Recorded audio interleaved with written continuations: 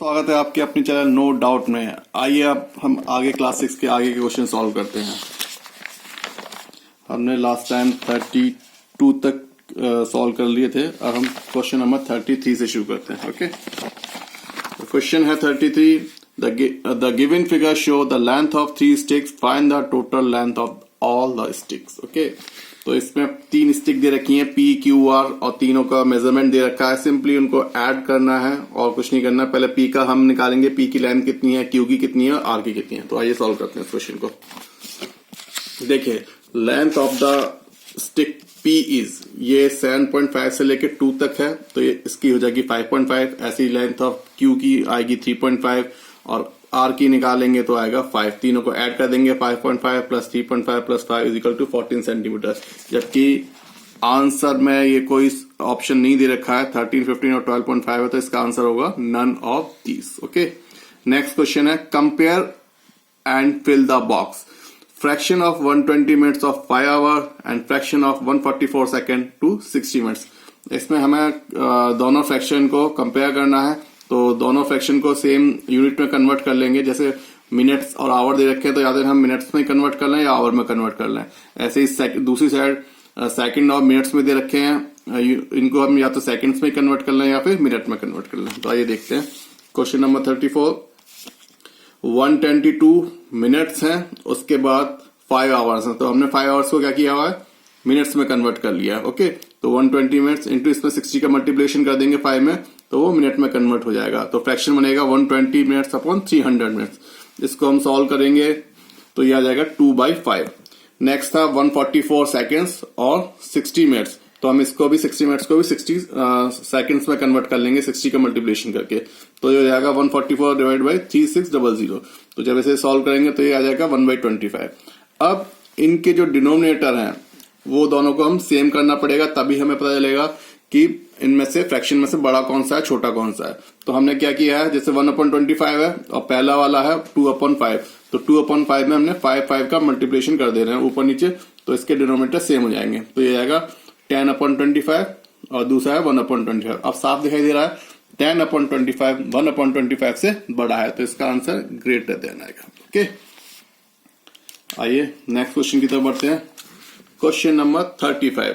The given figure is made up of identical rectangles, find the parameter of the shaded part। तो जो shaded part है इसका हमें क्या निकालना है, पैरामीटर निकालना है। ठीक है, तो इसे सॉल्व करने का एक तरीका ये है कि हमें क्या दे रखा है, हमें हॉरिजॉन्टल लाइन का मेजरमेंट दे रखा है और वर्टिकल लाइन का मेजरमेंट दे रखा है।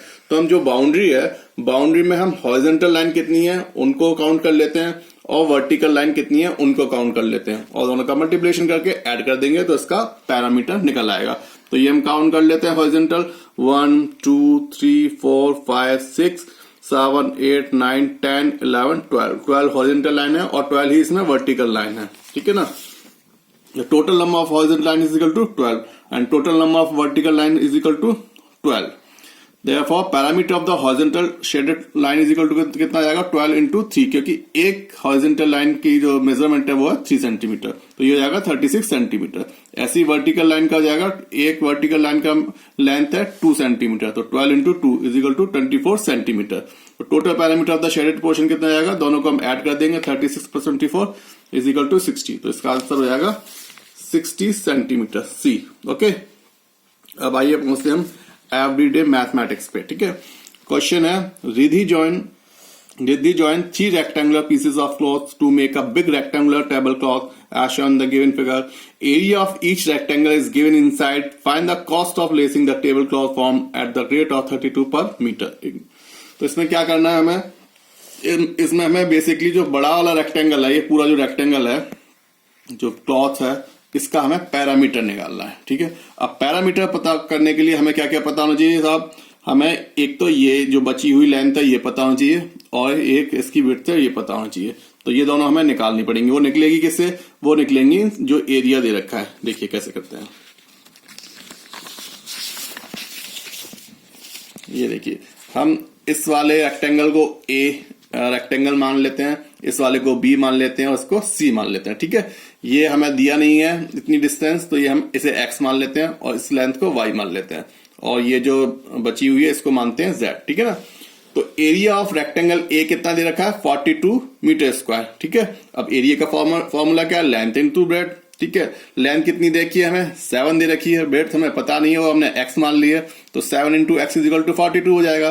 तो x इजिकल टू कितना आ जाएगा 6 मीटर। तो ये हमारी लेंथ निकल आई 6 मीटर। ओके, ऐसे ही एरिया ऑफ रेक्टेंगल बी जो दे रखा है 63 मीटर स्क्वायर। ठीक है ना, अब इसका फॉर्मूला वही है, लेंथ इनटू ब्रेड। लेंथ कितनी है 7 पता है हमें, और ब्रेड हमें पता नहीं है, y निकालनी है। तो 63 इजिकल टू y इंटू 7, तो y इजिकल टू कितना आ जाएगा 9 metre.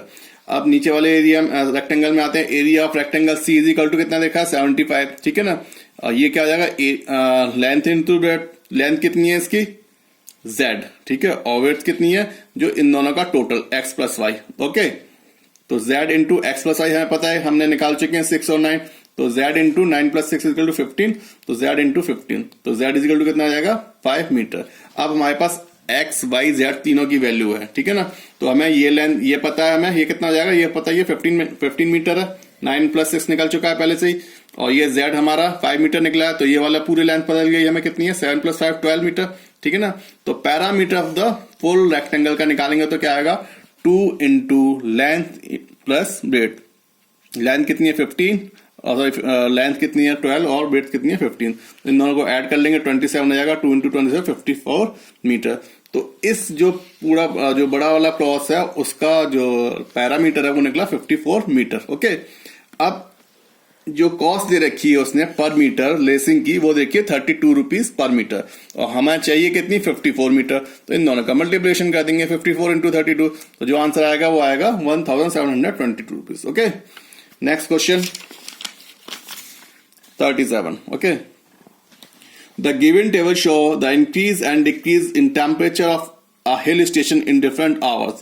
On a certain day, what is the final temperature at 12 midnight if the temperature is at 8 a.m. was 8 degree centigrade? It means सुबह के 8 बजे temperature कितना था 8 degree centigrade. उसके बाद 8 से 12 के बीच में क्या हुआ 2 डिग्री टेम्परेचर बढ़ गया। 12 से 4 के बीच में क्या हुआ 4 डिग्री टेम्परेचर और बढ़ गया।